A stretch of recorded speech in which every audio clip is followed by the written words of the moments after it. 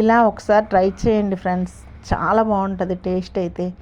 అంటే దానికి టేస్ట్ మొత్తం మీద ఏంటంటే ఎల్లుల్లిపాయలు మిరియాలతోనే మొత్తం ఉంటుంది. దీని ఫ్లేవర్ మొత్తం చాలా సింపుల్గా చేసుకోవచ్చు. దీనికి ఏమి హెవీగా మనం ఏమీ చేయక్కర్లేదు. చికెన్ ఫ్రై అండి, చాలా సింపుల్. ఎవరైనా బ్యాచిలర్స్ అయినా చేసేసుకోవచ్చు, అంత బాగుంటుంది ఈజీగా.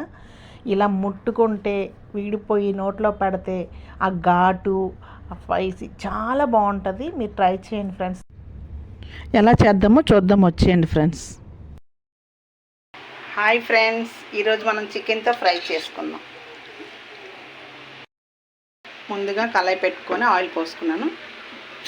ఆనియన్ పచ్చిమిర్చి వేసుకుంటున్నాను. కొంచెం వేసుకున్నాం. ఫస్ట్ వేసుకుందామండి, చికెన్ వేసుకుందాం. కలుపుకోవాలండి. మూత పెట్టుకున్నామండి, మనం సిమ్లో పెట్టుకొని ఇంకా ఫ్రై చేసుకోవాలి.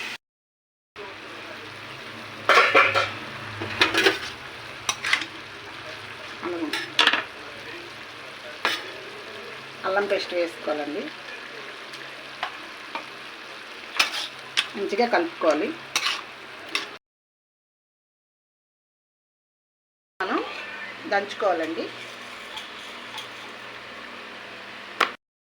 కచ్చపిచ్చ దంచాం కదండి, ఇప్పుడు ఎల్లుల్లిపాయలు కూడా వేసుకొని కచ్చపిచ్చ దంచుకోవాలి. దంచింది పక్కన పెట్టుకుందాం. ఒకసారి మన చికెన్ ఎలాగొచ్చిందో చూద్దామండి. ఫ్రై ఎంతవరకు వచ్చిందో. ఇదిగోండి ఇలా అయ్యింది. ఇంకొక 5 minutes మనం మళ్ళీ మూత పెట్టి మళ్ళీ ఫ్రై చేసుకోవాలి. ఒకసారి మూత తీద్దామండి.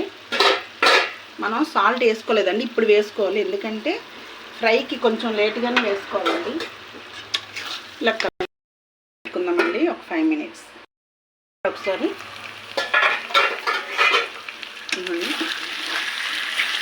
సింపుల్గా అండి ఫ్రై, చాలా బాగుంటుంది. దీనికి టేస్ట్ అంతా ఏంటంటే ఎల్లుల్లిపాయ మిరియాలని కారం వేసుకుందాం. మనం కలుపుకుందాం ఒకసారి. ఒక 5 minutes మూత పెట్టుకుందాము. మూత తీసి చూద్దాం.